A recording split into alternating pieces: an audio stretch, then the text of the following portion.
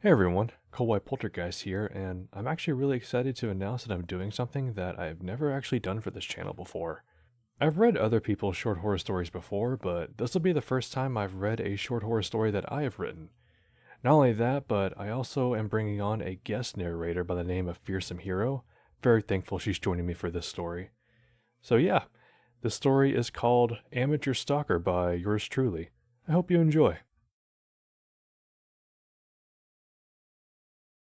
Have you ever wanted to learn about stalkers and why they do what they do? Well, aren't you in luck?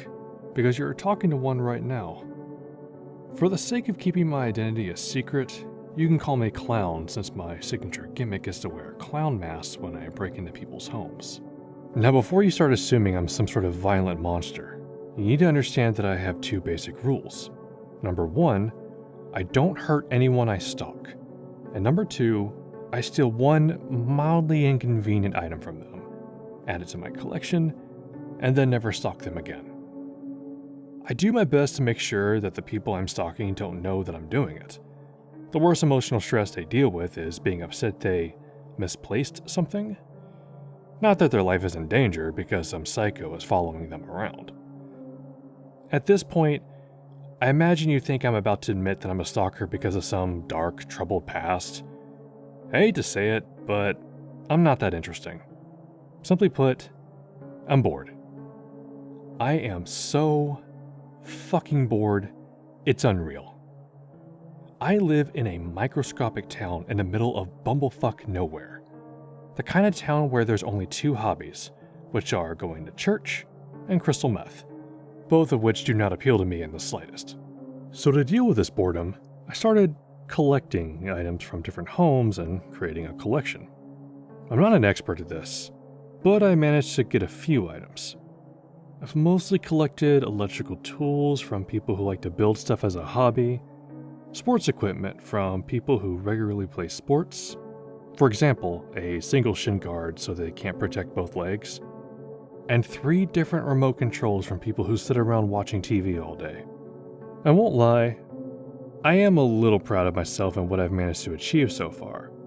And I know for personal safety, not being caught or seen is a good thing, but there is a small part of me that wishes that someone saw me as I was running away from a house after stealing something. I think becoming something of a local legend would bring a little life to this dead-end town. But I think the fact that no one notices what I do is for the best. As a matter of fact, after 3 weeks of following one of our local mailmen, I was able to figure out his routine and swipe the blades off his lawnmower. His yard is slowly getting out of hand, so it's only a matter of time before he figures it out. The best part is that I was able to figure out his schedule when he mows his yard, so I get a chance to see that stupid look on his face when he realizes. That night, I added the lawnmower blades to my collection and went to sleep. But when I woke, I noticed something that shouldn't have been terrifying, but absolutely chilled me to the core. The second pillow I had on my bed was replaced with a red rose. I sat up in bed, slowly trying to wrap my head around what I was looking at. After a few seconds, I realized that someone broke into my house and replaced my pillow with a rose. I jumped out of bed and scanned my room. I didn't see anyone, but that still didn't stop me from grabbing my bat and walking around the house. As I went through the house, I started noticing more roses. One rose was next to a single shoe I had, the other shoe being replaced with a rose. The middle cushion on my couch was gone, so now I have an awkward gap in the middle of where I watch TV. I'm even missing my mouse on my laptop, which now has a fucking rose shoved in the USB port. In total, I counted 12 roses. Whoever broke into my house somehow managed to take 12 items from my house in just one night while I was asleep. As I was trying to wrap my head around what just happened, I heard a knock at the door. I opened the door to see a woman who I will be calling Cheryl, a local woman who does everything in her power to be up in everybody's business. I actually still have her blender. I don't use it, and mine is better, but it's nice to know I managed to steal something from the nosiest person I've ever met. As soon as I opened the door, she immediately asked me if I'd found any roses laying around my house. I decided it would be for the best to lie and say no. Cheryl looked me in the eyes and said, "Well, young man, Several houses have found items from their homes stolen and replaced with roses. We're having an emergency meeting at the Baptist church tomorrow at 10 a.m. Be sure to be there so we can figure out a way to catch this thief. For the first time in my life, I felt someone gave me a good reason to go to church. As I was sitting in that church, I couldn't believe what my ears were hearing.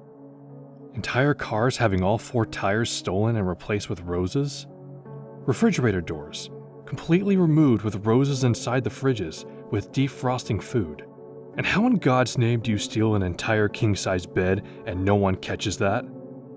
Multiple people, all having 12 items stolen from them, all of which happened in the last 3 days? The idea that this was completed by just one person just sounded insane. This has to be a group of people all hitting the houses at once, right? Out of nowhere, I noticed a young woman in her late 20s sit down next to me. To protect her identity and my own, I'm gonna call her Rose. So, a clown mask. That's cute.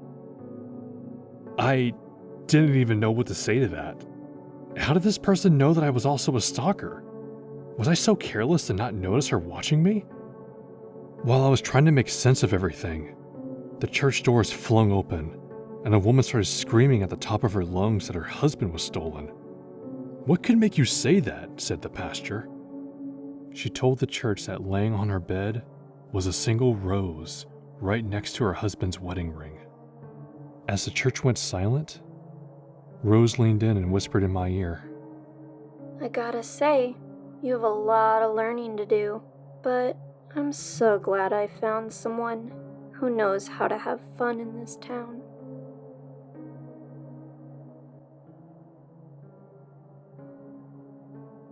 Alright, that was my short horror story called Amateur Stalker.